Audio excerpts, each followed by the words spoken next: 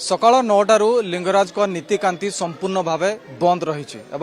देखिपे ये बड़ू निजोगर सबू वरिष्ठ सेवायत माने कनिष्ठ सेवायत समस्ते ये बसी ठीक सिंहद्वार सामने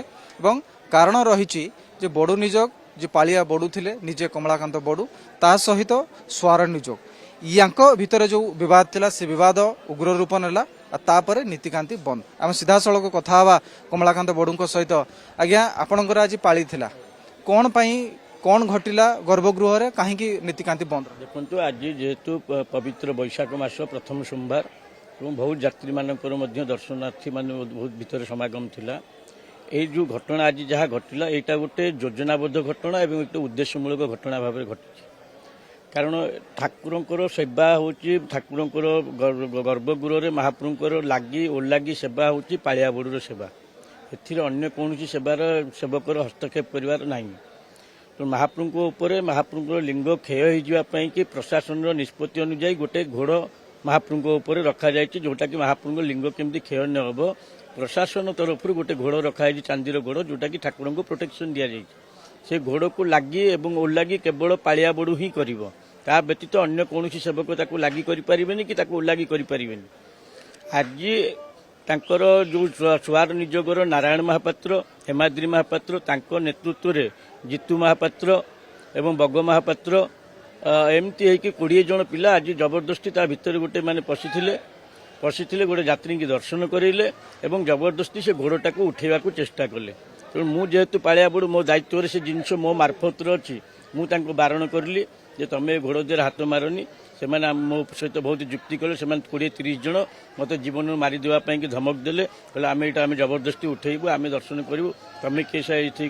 तेणुक यहाँ हूँ गोटे सेवा सेवा भितर किए क्या सेवार हस्तक्षेप करने उचित नुह जमती पूर्व सेवा दिखाई रोष भितर सुआर मैंने जाकि रांधे से आम बड़ू मैंने जाकि 5 हांडी रांधि दौचु कि तेणु मोर है दायित्व हूँ महाप्रभुर बेश श्रृंगार करवा ठाकुर को जल पा फूल दबा मोर है अधिकार अलंकार वस्त्र सब लगी करवा मोर अधिकार तो मो सेवा भितर सी हस्तक्षेप करने किए तेणु सी हस्तक्षेप जेहेतु कर ए घटना को लेकिन नारायण महापात्र गत ट्रस्ट बोर्ड मीटिंग रे जिलापाल उपस्थित ट्रस्ट बोर्ड मीटिंग रे कहते जदि घोड़ न उठेब या रक्तपात हो कथा आगुरी सूचना देते मीटिंग रे सभा भितर तेणु जहाँ कही से आज योजनाबद्ध भाव में 20-25 जन पिला आणिक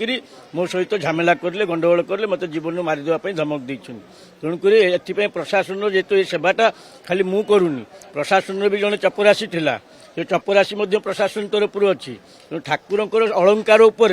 हाथ मारिक उठेकी नापी एक यहाँ गोटे पूरा ठाकुर अलंकार चोरी सहित सामान यहाँ तेणु या विरुद्ध जदि प्रशासन कौन कार्यानुष्ठान ग्रहण न करती यही विरुद्ध में तो आम ताले नीति करूँ ना तांकर कौन पाली नथिला जो माने जाइते तांकर पाली आज नथिला कि तांकर सेवा नथिला तो कौन पाई कि तांकर एई जो नारायण महापात्र हेमाद्री महापात्र नेतृत्व में 25 जन जाइतिले मंदिर रे एते यात्री भितर विशृंखला सृष्टि करी गंडगोल कर जहाँ कि से कही पूर्व ट्रस्ट बोर्ड रे जे रक्तपात हम तो से उद्देश्यमूलक भाव में आसी आज झमेला करने की तेणुक आम शांतिपूर्वक भाव नीति बंद रखीचु प्रशासन या हस्तक्षेप कर जदि यार स्थायी समाधान न हुए ताले नीति आगुक अनिर्दिष्ट काल बंद रही प्रशासन जानी आडिशनल एग्जीक्यूटिव अफिसर बर्तमान जोगाजोग करते विषय में आईआईसी सूचना देती घटना घटी प्रशासन को भी जनई प्रशासन आपर्यंत आम सहित कौन जोगाजोग करना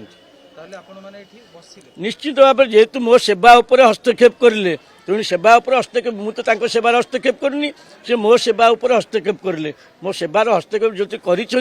यार स्थायी समाधान जेपर्यंत न हो ठाकुर नीति बंद घोड़णी आम से नहीं पढ़ौले कहले आम यहाँ घर को नहीं पढ़ेबू ताकू आमर आ 5 जन पिला कथा शुणिक जाकि छड़ेकी जबरदस्ती रखिलु आम तो ठाकुर को अलंकार घर को नहीं पलिया कथा भी कहीकि झमेला कर आम घोड़णी घर को नहीं जीव यहाँ ठाकुर प्रॉपर्टी तांको अलंकार को तुम नवापाई कि तुम किए हाथ मारिया को तुमको किए देला तेणु इनको विरुद्ध आग दृढ़ कार्यानुष्ठान करा जाऊ तापर मु नीति करी